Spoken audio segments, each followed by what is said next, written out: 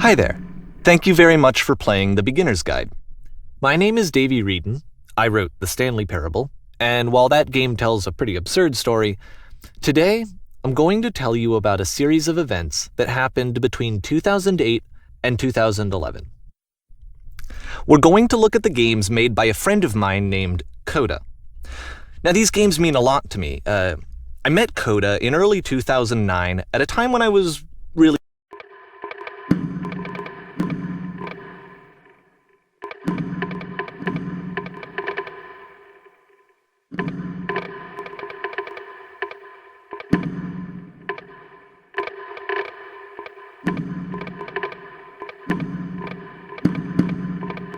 struggling with some personal stuff, and his work pointed me in a very powerful direction. I found it to be a good reference point for the kinds of creative works that I wanted to make.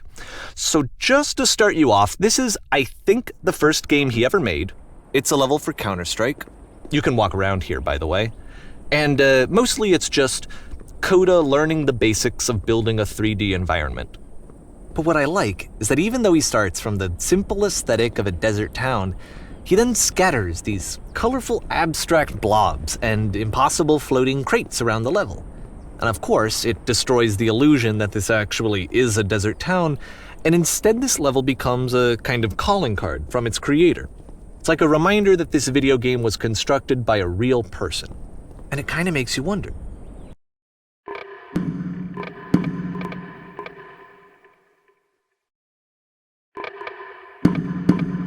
What was going through his head as he was building this? This is what I like about all of Coda's games. I mean, not that they're all fascinating as games, but that they are all going to give us access to their creator. I want us to see past the games themselves. I want to get to know who this human being really is. And that's exactly what we're going to do here. So, it's 2008, Coda starts making these games, and he never releases any of them. He doesn't put them onto the internet, he just makes them and then immediately abandons them, and they sit on his computer forever. And I think he really understood this image of himself as a recluse. At one point he jokingly renamed his computer's recycling bin to Important Games Folder. So, this was just how he worked. He tended to crank them out one after the other without even really pausing to try to understand what he had just made, until suddenly one day he just stopped. In 2011, that was it. He made his last game, and then he hasn't made another one since. And that's why I've taken this opportunity to gather all of his work together, is because I find his games powerful and interesting, and I'd like this collection to reach him, to maybe encourage him to start creating again. And if the people like you who play this also happen to find his work interesting, then I'm sure it'll just send that much stronger of a message of encouragement to Coda. So thanks for joining me on this. If you have a particular interpretation that I haven't mentioned here, or if you just need to get in touch, you can email me at daveywreden@gmail.com. Okay, that's about it for introduction. Let's take a look at Coda's first proper game. As each game is loading, I'll show you the date that it was completed. This first one was made in November 2008.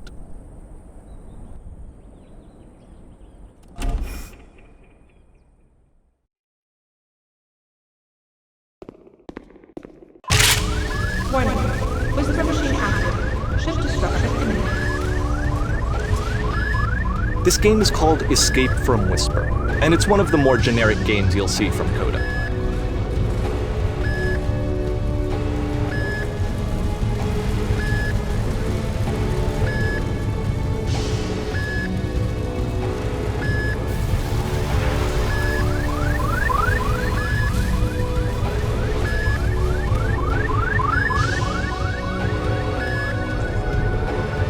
Security hull breached. Hostile alien life forms inbound. It kinda looks like this game was abandoned mid-development. For instance, you have this gun, which you'd think would indicate that there are supposed to be monsters or enemies somewhere, but then clearly there are no enemies anywhere. You can't even reload the gun when you run out of bullets. But ultimately we don't really know. Maybe Coda thought that actually it was complete the way that it is. And I think that we should talk about his games for what they are, rather than for what they're not. Enemy force neutralized. Begin ship evacuation.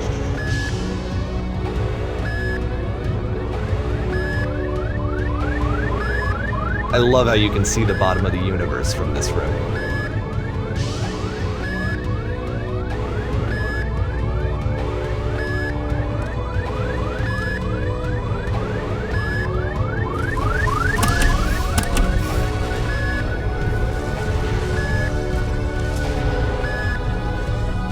Apparently, this space station has a labyrinth on it.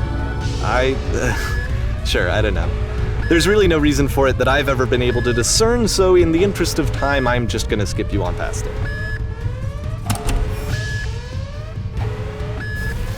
Okay, this is the part that's interesting. The game has this narrative about the whisper machine and how it has to be turned off, and then you get to the engine room.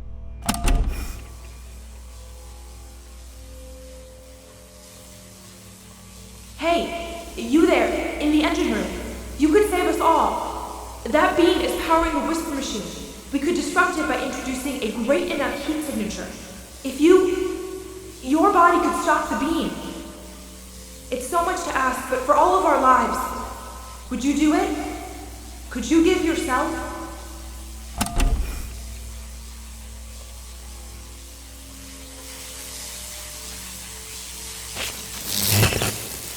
Let me pause here for a second. What you just experienced, stepping into the beam and then dying, is probably what Coda had initially intended when he was developing this level. But when he first compiles and plays it, something goes wrong. There's a bug somewhere. And this is what happens instead.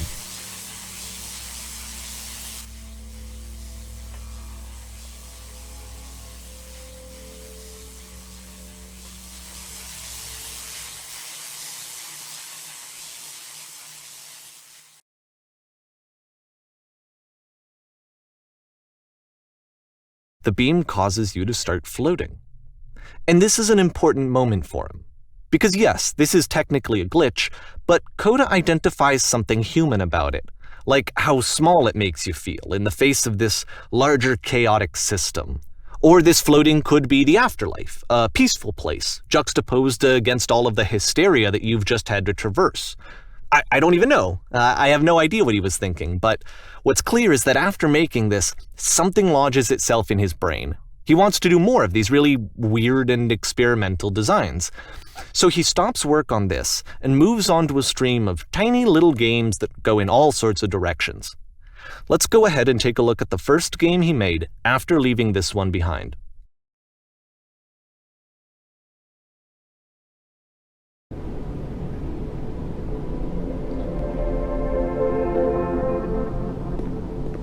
Yep, in this game you can only walk backwards.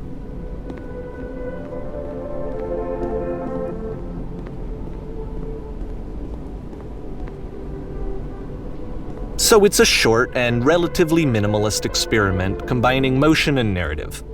It is less advanced than the previous game, but actually it seems to be more focused, more complete. Coda's trying to give it a unique voice rather than simply basing it on a pre-existing trope.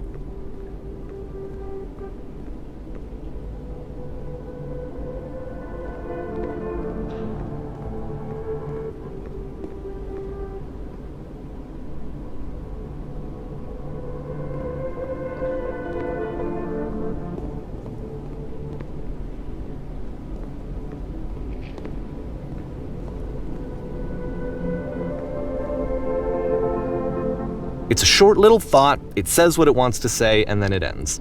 Didn't need anything more than that. Which to me is why it works, because it gets out quick. Okay, next one.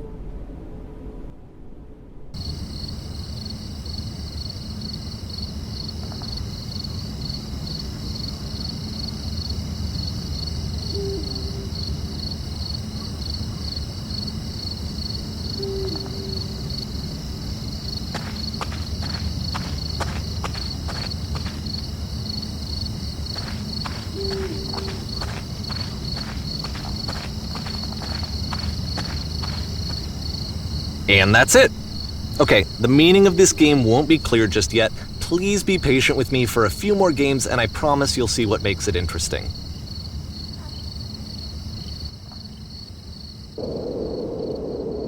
Oftentimes, Coda would put bizarre titles like this one at the start of his games.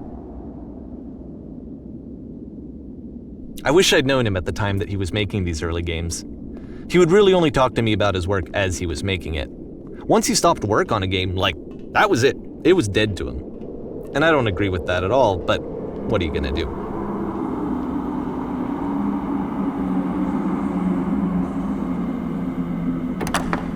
Once you've been slowed to an absolute crawl, the door at the top of the stairs opens. So why, if Coda's not showing these games to anyone, why bother opening the door at all? Well, to show you, I'm modifying the game here so that when you press enter, it'll bring you back up to full speed so you can enter the door for yourself.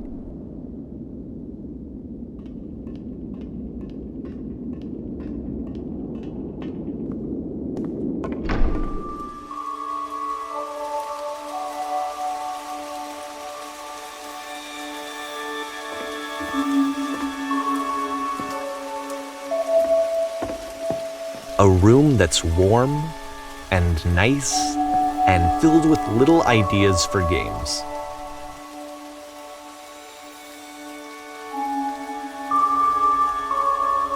Coda would often tell me that he didn't mind if people thought of him as cold or distant. He said that he knew that he was actually a vibrant and compassionate person, but that it takes time to really see that. It can be a very slow climb to get there.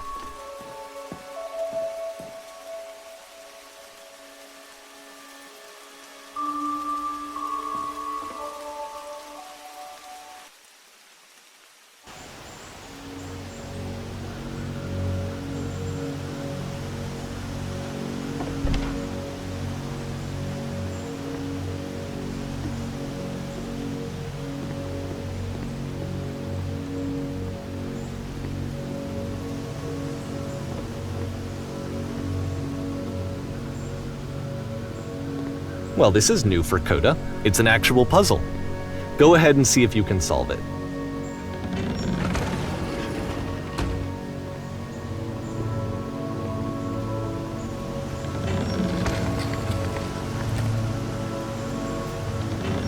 Don't forget that solution, because we're going to see this puzzle again soon. We're going to see it a lot.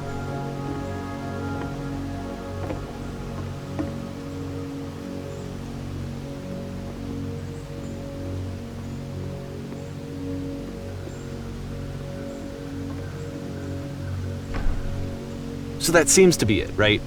You walk down a corridor, you solve a puzzle, you get to the end. Simple enough. All right, now I'm going to modify the game again so that when you press enter, it'll remove all of the walls from this room.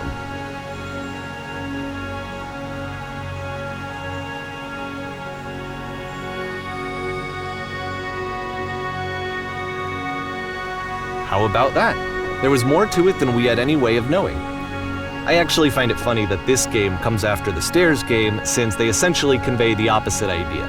So, in the Stairs game, a dull exterior concealed a rich interior, and then, in this level, a dull interior hides this fantastic outer world. Either way, I think that the point is the same, is that most of the time you don't get to know what you're missing, or even that you're missing anything. That's not your role as a player. So if your role here is not to understand, then what is it?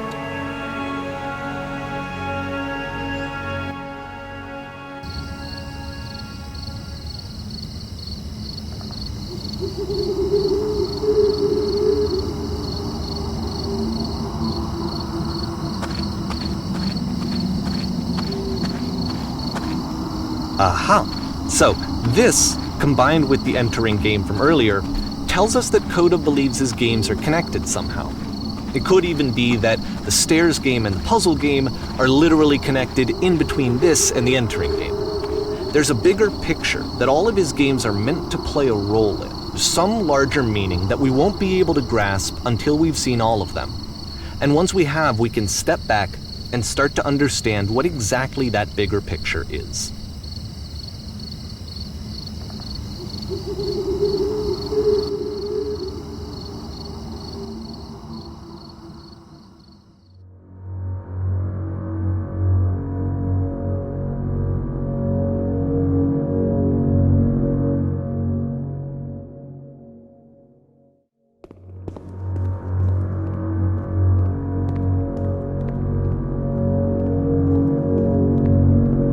Let's talk about video game development for a second. Every video game runs on what's called an engine, which determines what the game can and cannot do. So in other words, the engine is a set of tools for game development.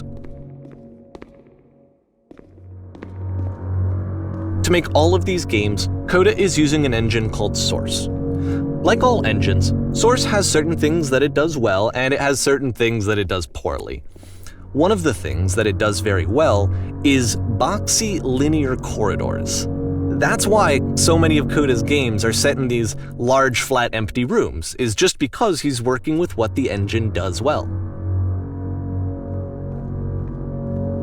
The tools available to the creator shape what kinds of creative work they're going to end up making. You might consider paying attention to the architecture in Coda's games to notice how they seem to stem from an engine that's very good at producing linear, boxy corridors.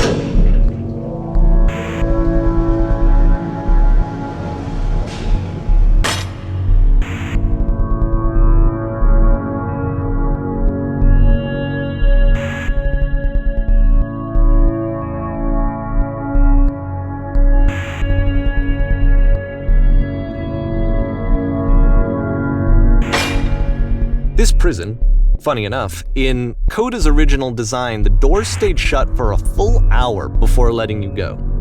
If you don't mind, I think we're gonna skip that.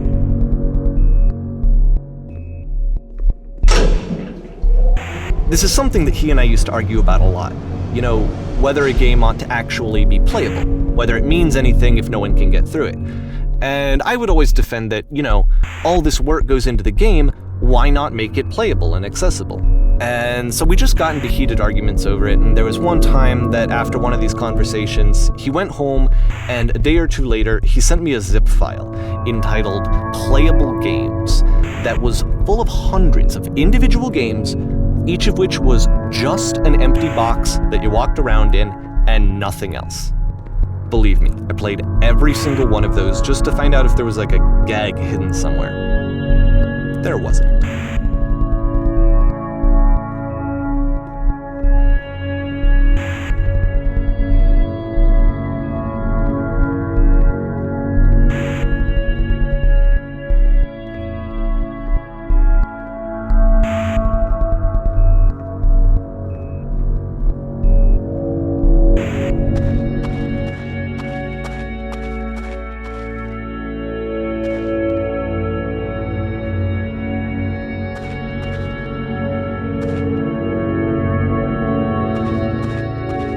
It's the puzzle again, with the exact same solution as the last time.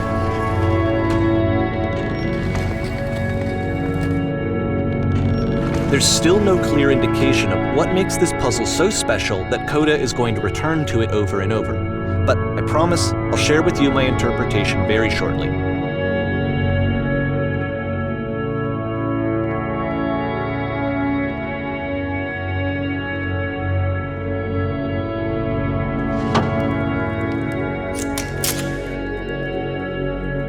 Here, Coda begins using a kind of dialogue system that he fashioned out of the engine's chat capabilities. Use the 1, 2, 3 buttons on your keyboard to respond.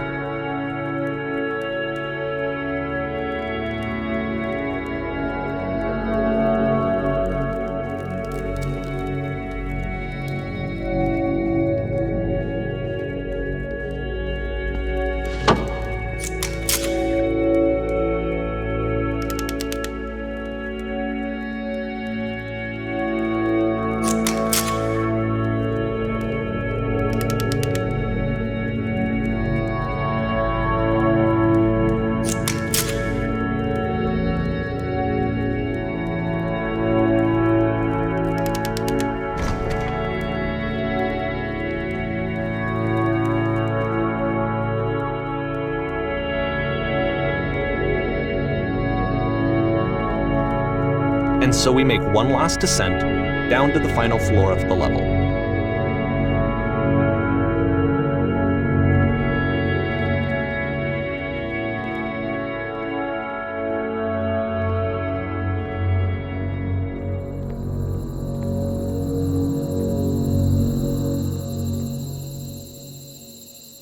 It's a lamppost.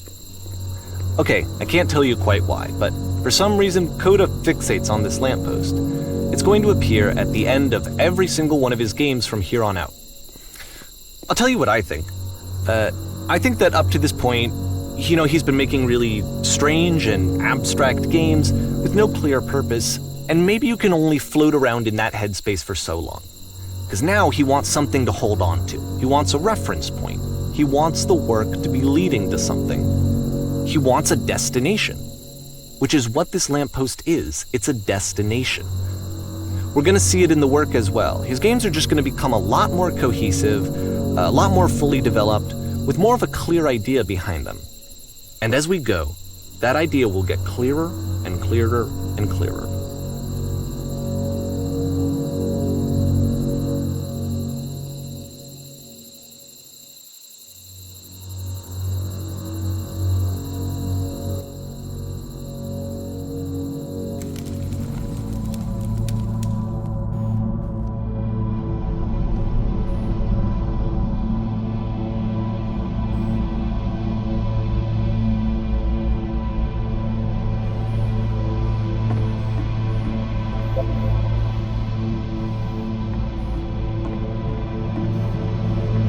So first off, I'm sure you can deduce this, but this game is not connected to the internet.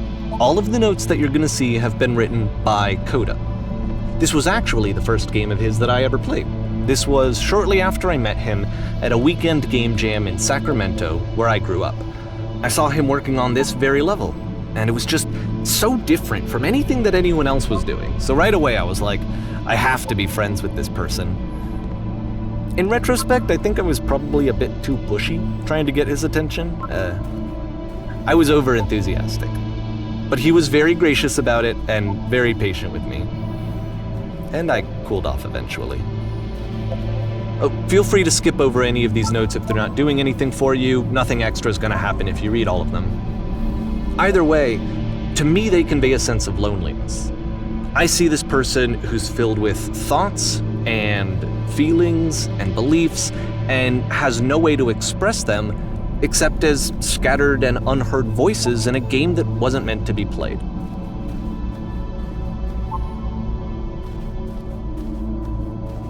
But it's ironic, isn't it, that in playing this game and seeing how alone Coda often felt, that we get to know him better and actually kind of connect with him. And I have to be honest with you, this idea is really seductive to me. That I could just play someone's game and see the voices in their head and get to know them better and have to do less of the messy in-person socializing. I could just get to know you through your work. I think this is why I always liked Coda's games so much, is because it felt like they let me have that connection. I felt as though he was inviting me personally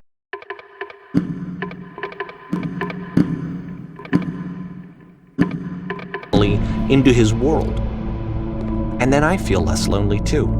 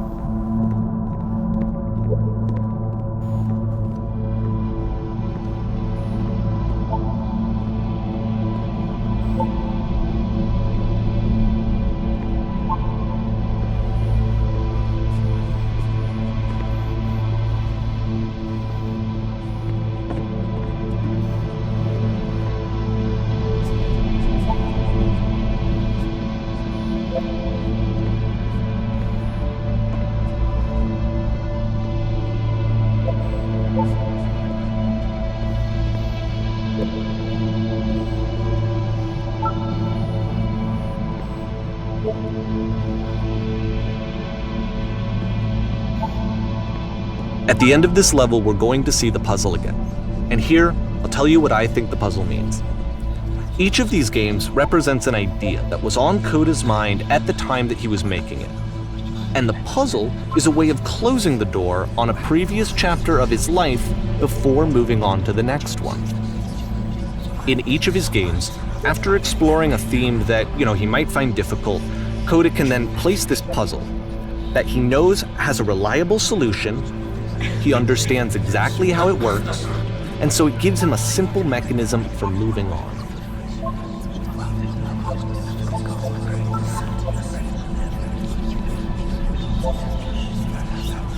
And because there's this dark area between the doors, a space between spaces, before you move on, you get to pause. Just for a moment, a few seconds to reflect on and let go of the events that led you here. To step back and connect the pieces together. To grasp at that elusive bigger picture.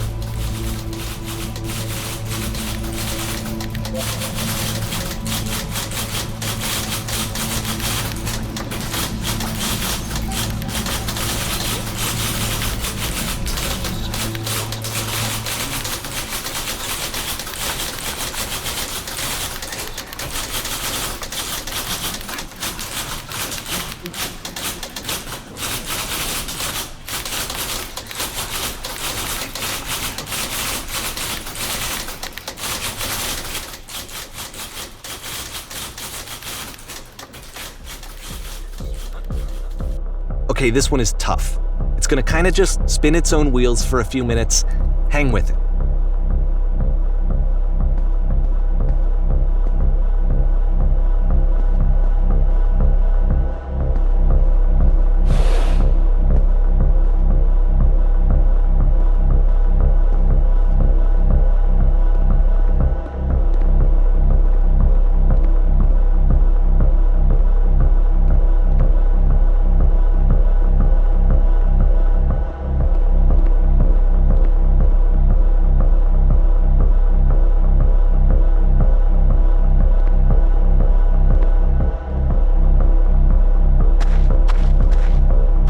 See, this is it, the whole game, and there's nothing that's particularly interesting about it. You just walk to the end of a hallway.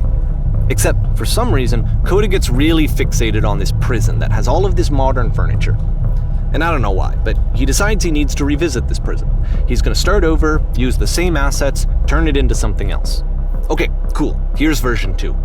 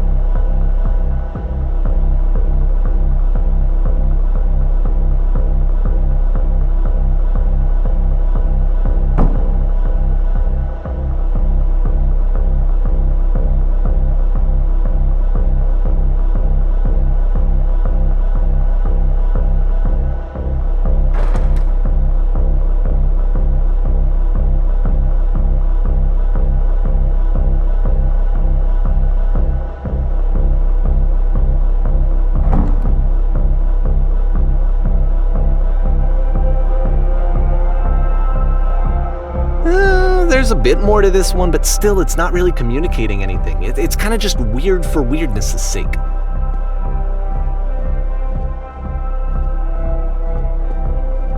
So okay, he throws it out and starts over. This time he comes at the prison idea from a different direction.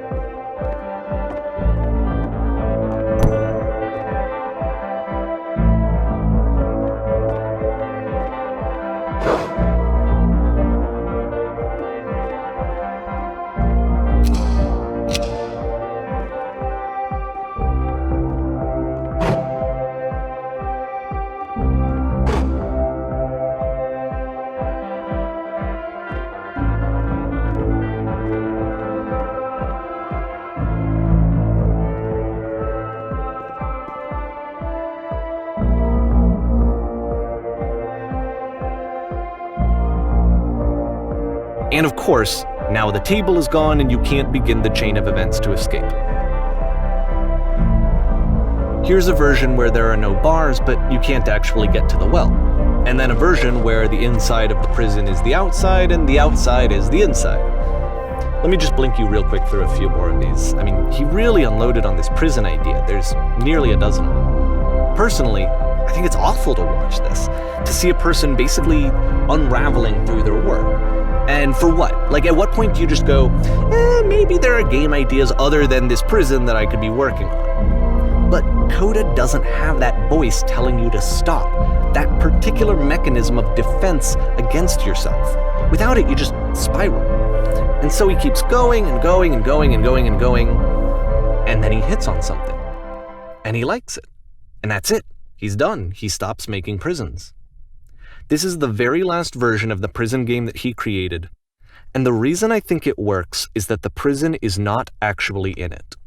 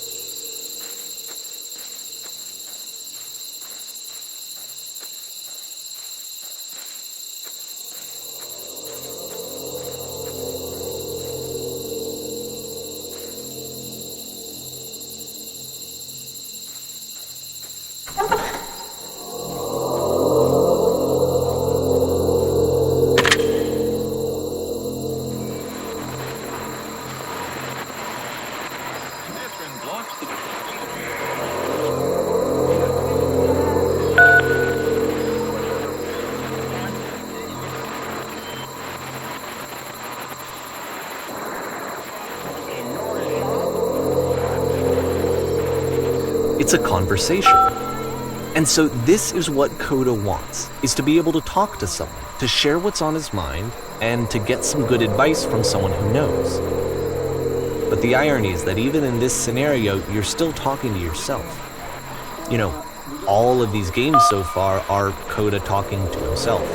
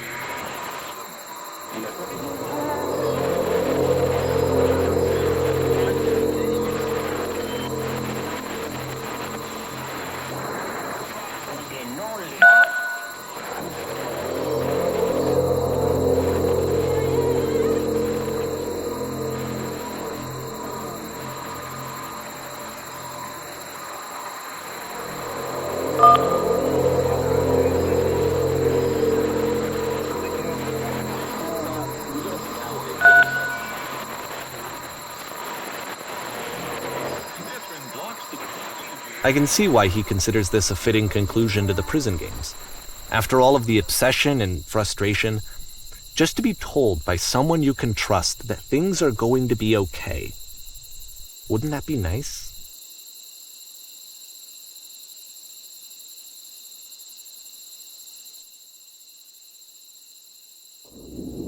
So what would it look like if Coda wanted to make a game about talking to someone other than himself?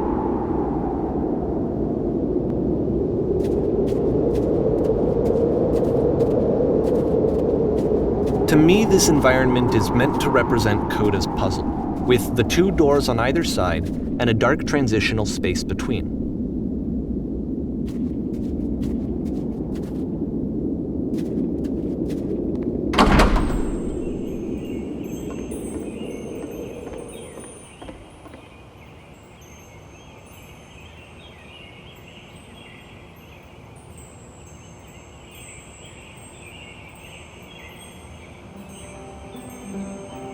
You'll notice that the quality of the art is a step up from previous games, including this new and improved chat system, which he started using from this point on. From here on out, he begins putting much more effort into the visual polish of his work, and this particular game took 2 months to create as a result.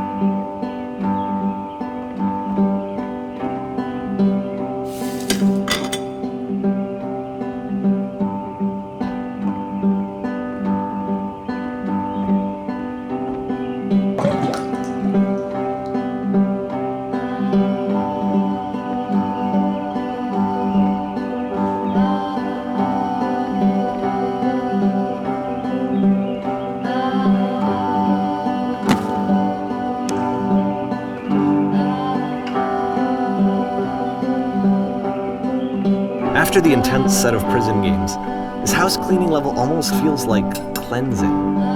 It's the moment after a particularly difficult or traumatic experience where you just need to let it sit and digest inside of you, and eventually cohere into something meaningful.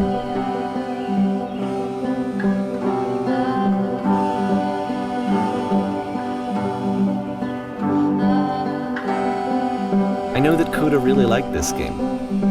Of all of his work, actually, this was the only one that he called me up to ask me to come over and look at it.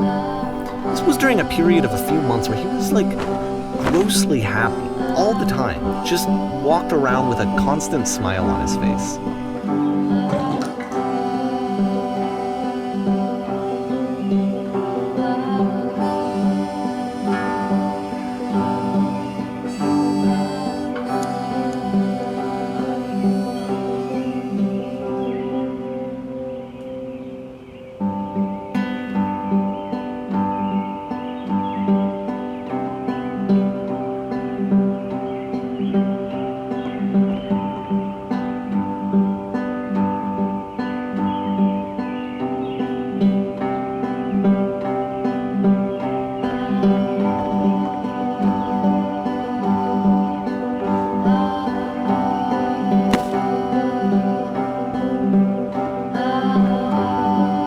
I'm glad he made this. I'm glad he found some peace.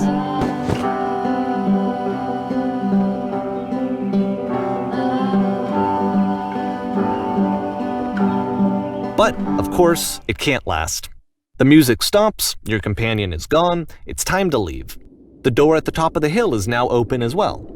Again, you can't stay in the dark space for too long. You just can't. You have to keep moving. It's how you stay alive.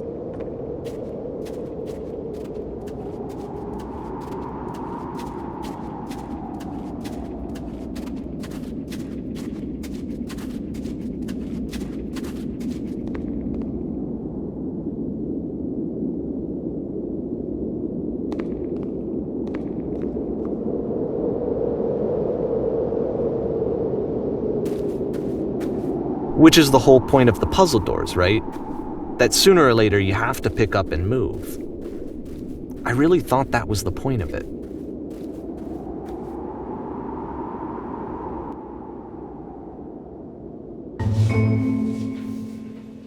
This one gets a bit goofy.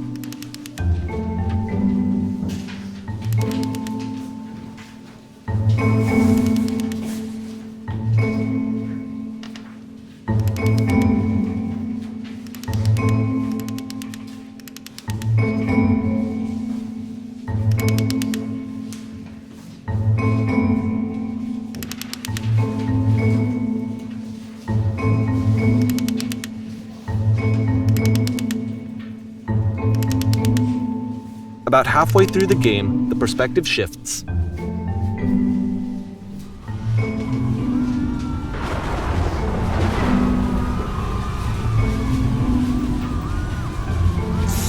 And you play as the teacher. And suddenly, you discover that your teacher is just as bigoted and afraid as you are. Oh, and also you can move around the classroom now.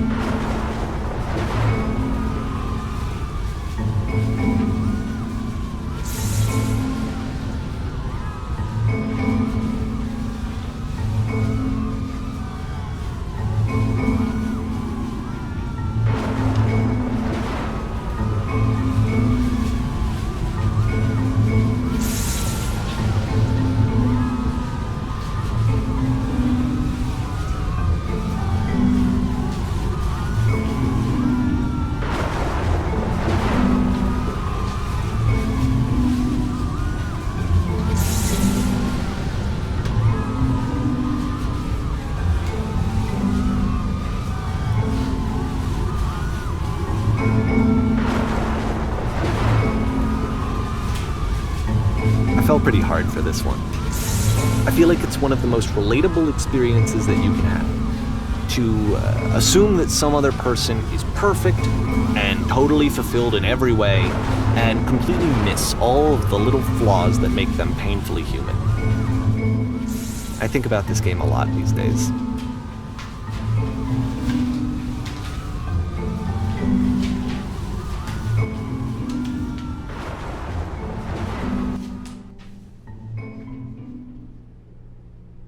This one took a lot longer than all the others for Coda to make. It was 4 months between this and the last one. That's twice as long as it took him to make any other game before this, and it's not like it's particularly complex, so I remember I found that a little strange at the time.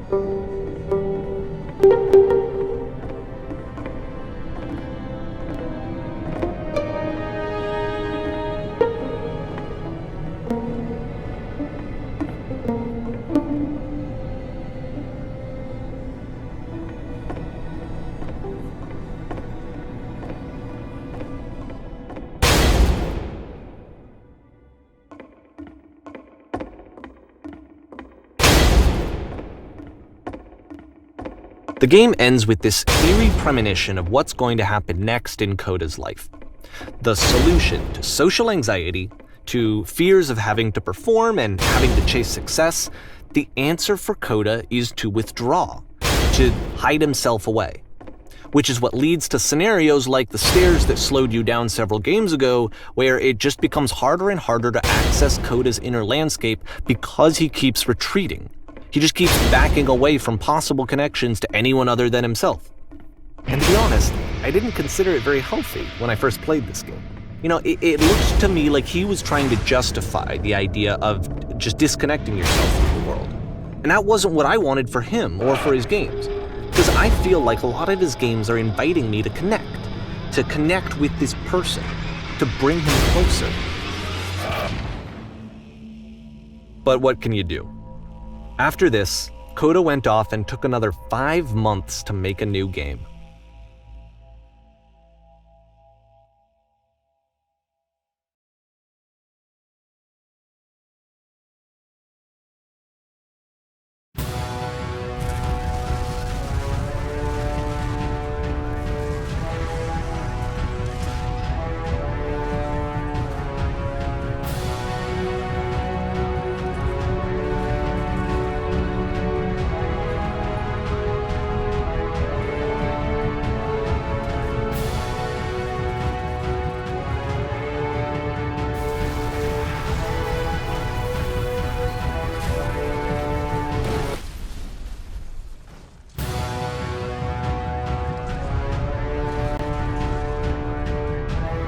You should probably open your eyes if you haven't already. It's pretty much impossible to solve otherwise.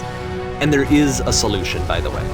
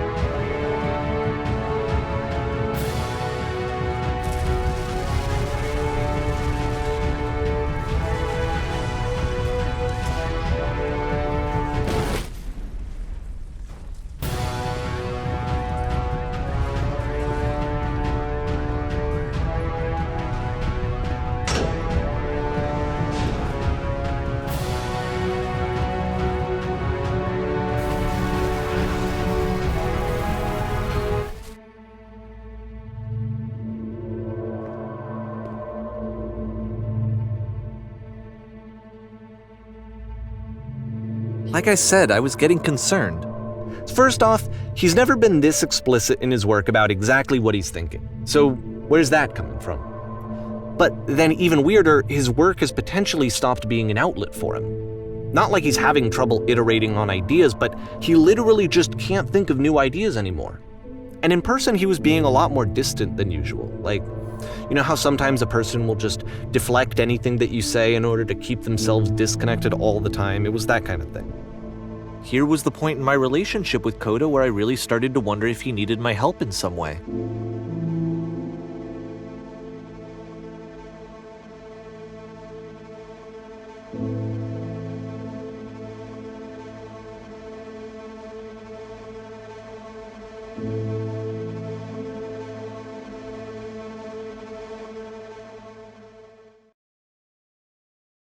His games are going to get more desperate from here on out. After this game, it's almost 6 months before he finishes something new.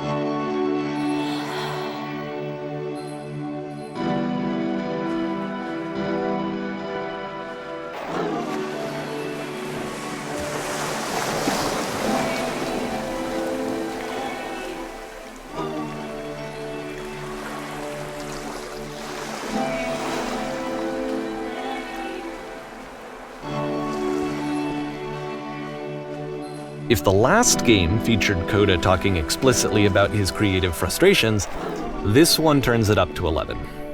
Now, put yourself in my shoes playing this. Here's a friend whose work is exhibiting signs of struggle, frustration, anxiety, depression, even. And yet, still, he keeps making games. He keeps throwing himself into the grinder even when he clearly doesn't have the energy for it anymore. Why? What is it for? Because from my perspective at the time and just what I knew of him, this was a result of how isolated he was. He was in his own little bubble, just sitting at his computer all day, not really showing these games to anyone, not releasing them onto the internet, and so he didn't have anyone outside of himself to connect with. He had no outlet to ground himself on.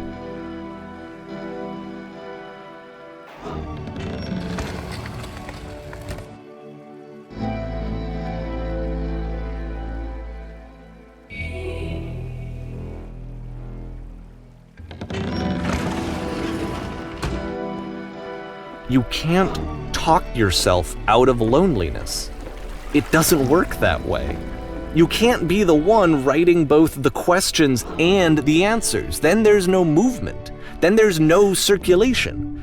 If all of your anxieties are being channeled into your work, then if the work ever fails, you have no backup and you're just going to crash.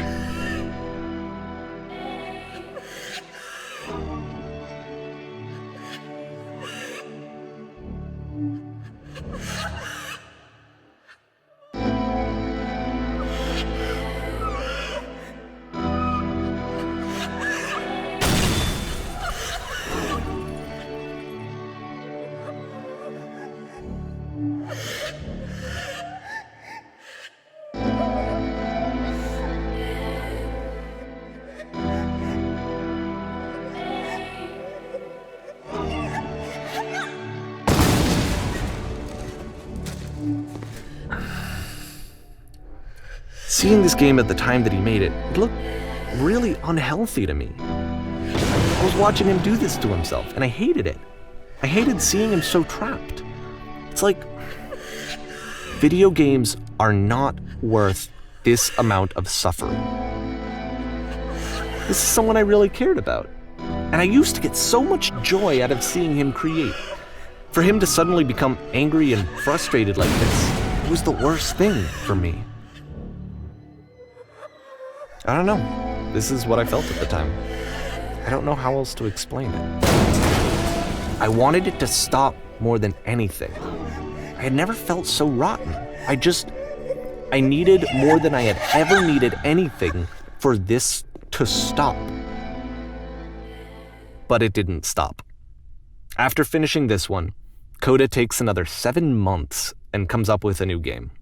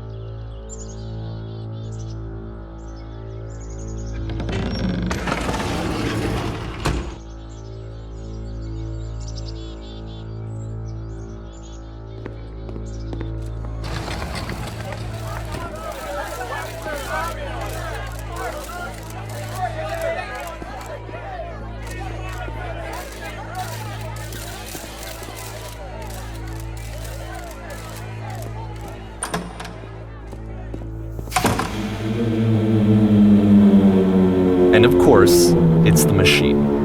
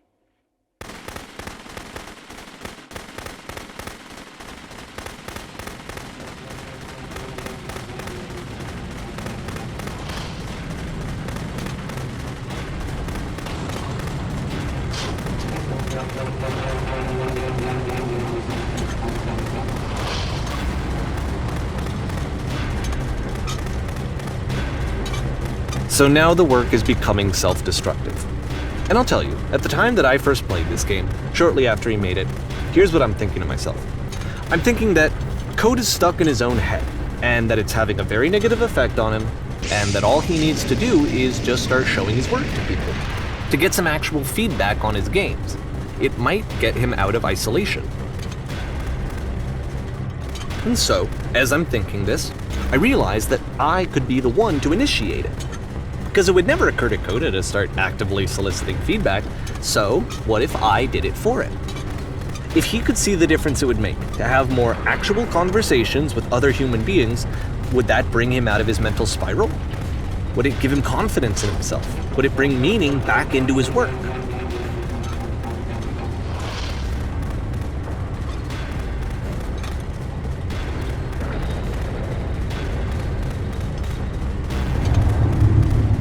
So I started showing Coda's work to people. I took this one, and the islands that you just played, the theater, the notes, the house cleaning game, and some of the prison escape games.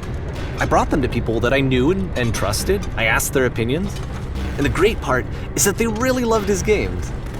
You know, the point of it all was just to give him some external reference point, but they genuinely loved his work. There was nothing for him to be afraid of.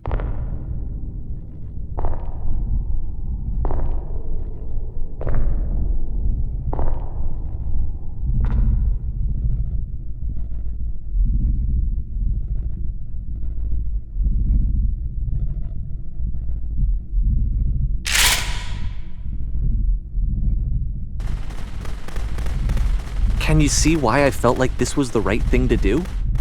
Because it's the thing that I always feel like I need, to be told that my work is good, that I am good. When someone really connects with a thing that I've made, when they see themselves purely in my work, there's nothing that feels better.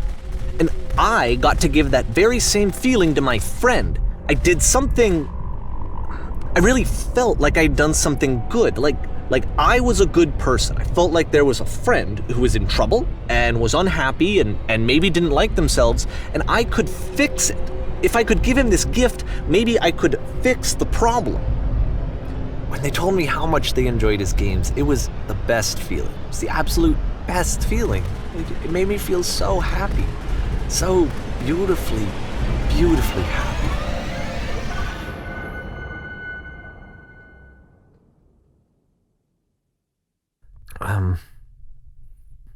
So anyway, Coda finishes this game, and then really he just kind of takes off for a while. So this is June of 2011, and I didn't hear anything from him for several weeks, I guess. And so out of nowhere, one day I get an email, and it's got a private link to a new game of Coda's. This one is called The Tower, and to my knowledge, it's the last game that Coda ever made. So let's take a look.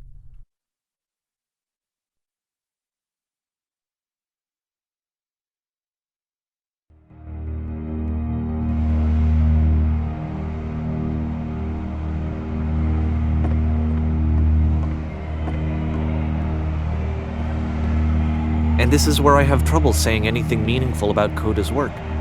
Because more than anything else, The Tower just feels distant. It feels like it's trying to distance itself from the world. It's a very cold game.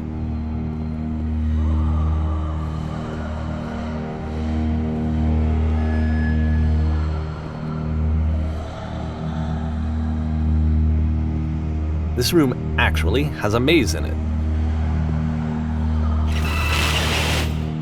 Except that all the walls of the maze are invisible. And then every time you touch one of the walls, there's this awful flashing and noise, so the experience is really miserable. The game goes beyond not being meant to be played, it actually seems to despise the player for trying to play it at all. But I do want to show you the rest of the levels, so when you're ready to continue, press enter and I'll put a bridge over the maze.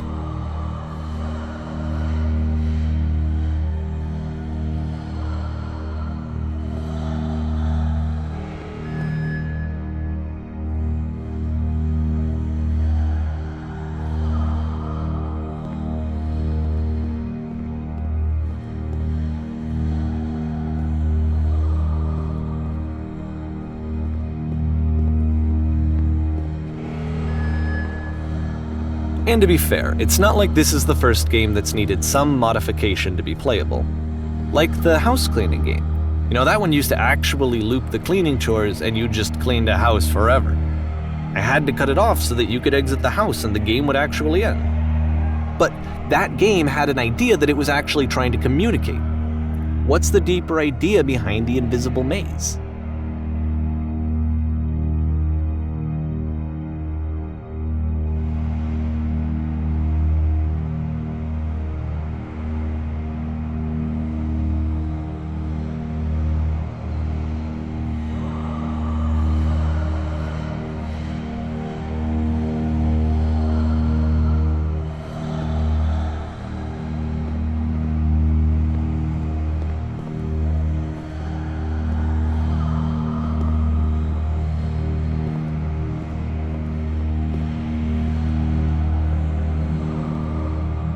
The only way past this challenge is to randomly guess the 6-digit code.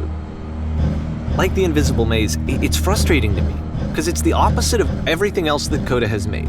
It doesn't encourage thought or engagement. It doesn't ask anything of me, except a lot of my time. If I could have reached him during this time, then maybe I could have asked him, but I couldn't. I still don't really understand why this is here.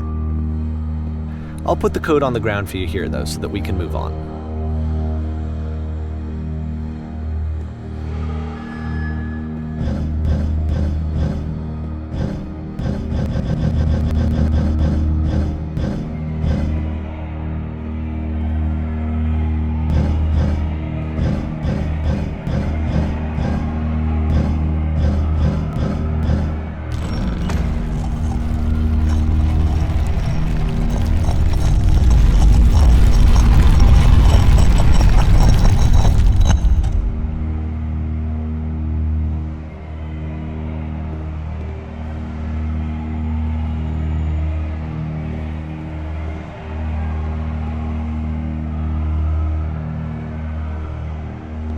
The switch to open this door is actually on the other side of the door, meaning that it's literally impossible to solve from this side. So even if you somehow brute forced your way through the first 2 challenges, and you got to this point, there's actually just no way to progress. And it's scary for me, the idea of Coda cutting himself off entirely, just saying, you know, that's it, that's the end of the conversation, not giving me any way to fix the problem. I feel like a failure, I guess, when I can't fix the problem. But I can open this door for you, so let me do that.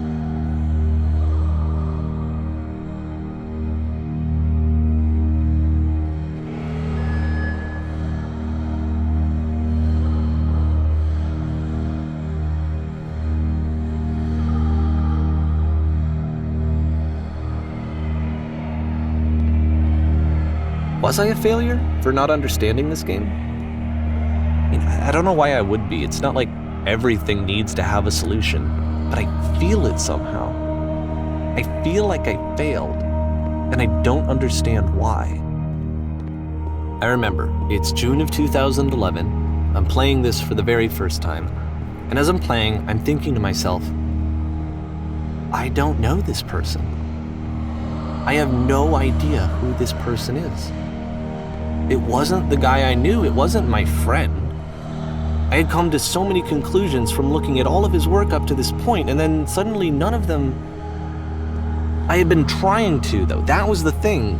For years I was trying to get to know him, to understand who he actually was and what he stood for. I asked him so many times to please just tell me what his games mean to him. I asked him please to tell me what the 3 dots mean. And he wouldn't.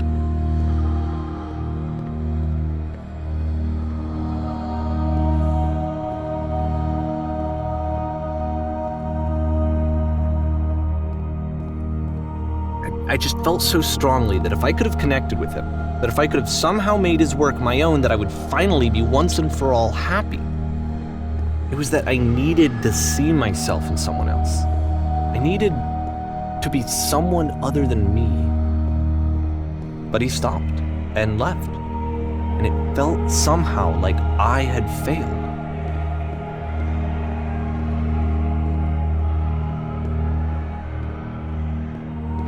Where did I screw up?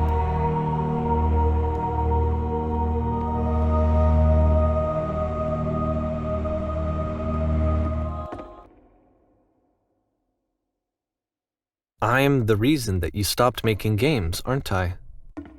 It's because of what I did. I poisoned it for you.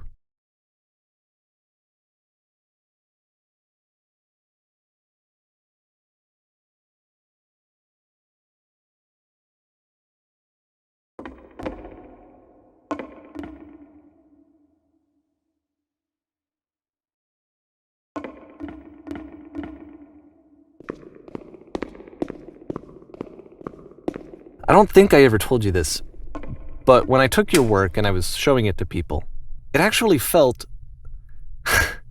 it felt as though I were responsible for something important and valuable. And the people who played them, they treated me like I was important. They really listened and cared about what I had to say. Even though I was showing your work, I felt good about myself. Finally. For a moment, while I had that, I liked myself.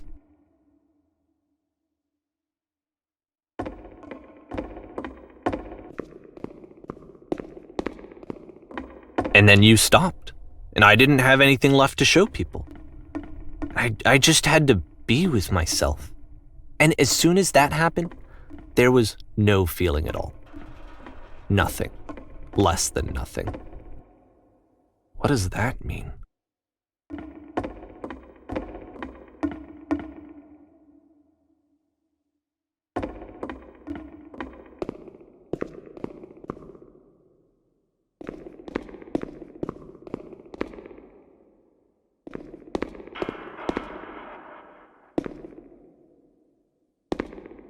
I'm afraid that I did something really stupid because I don't like myself.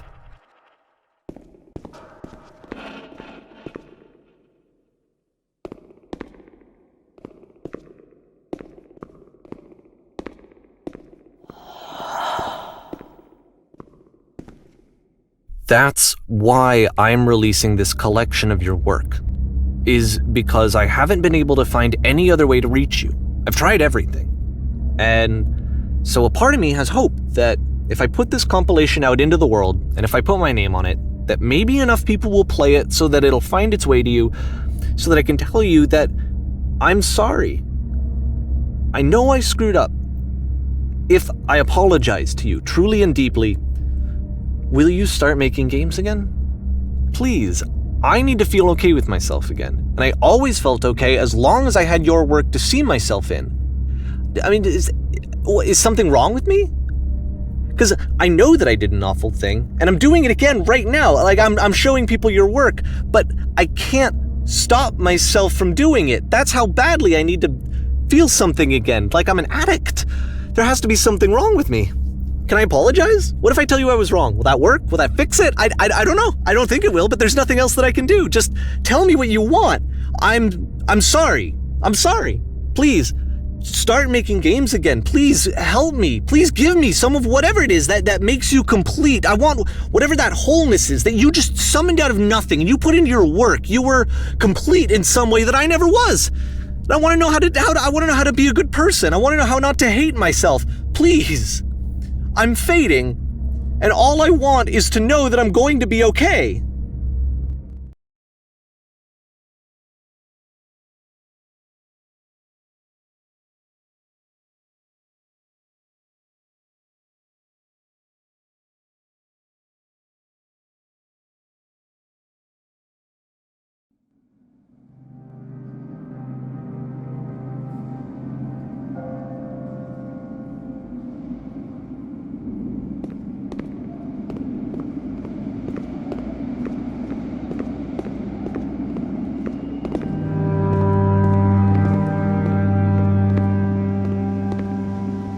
more love, more praise, more people telling me that I'm good. Always more. It's like a disease.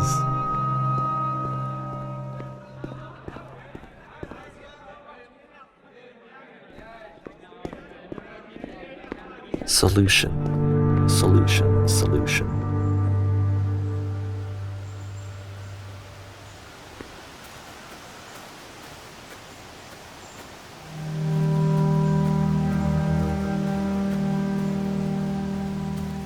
I guess if someone had told me ahead of time that he just really enjoyed making prison games, maybe I wouldn't have thought he was so desperate. I wouldn't have told so many people that he was depressed. Maybe he just likes making prisons.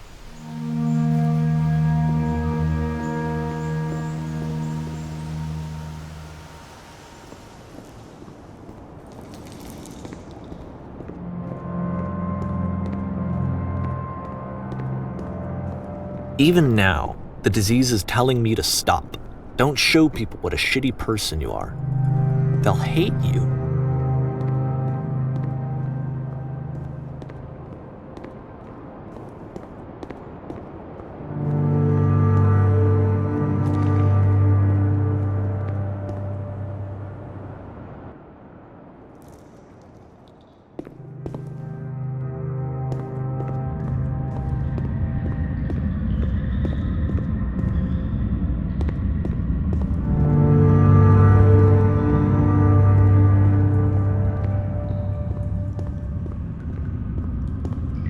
If I knew that my life depended on finding something to be driven by other than validation, what would that even be?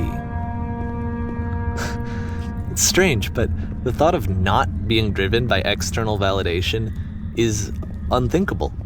Like, I actually cannot conceive of what that would be like.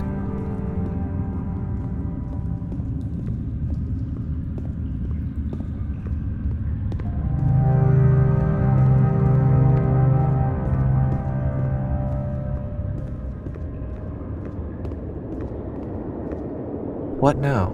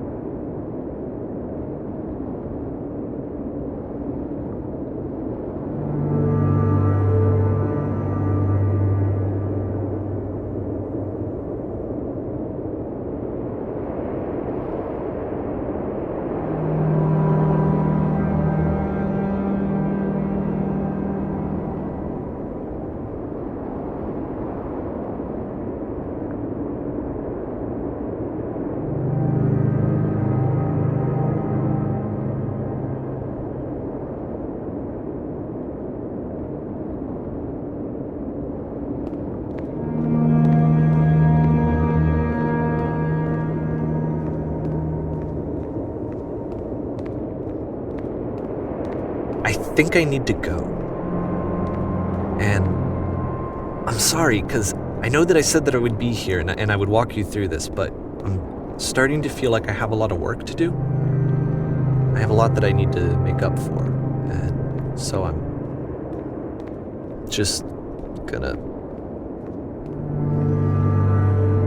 Okay.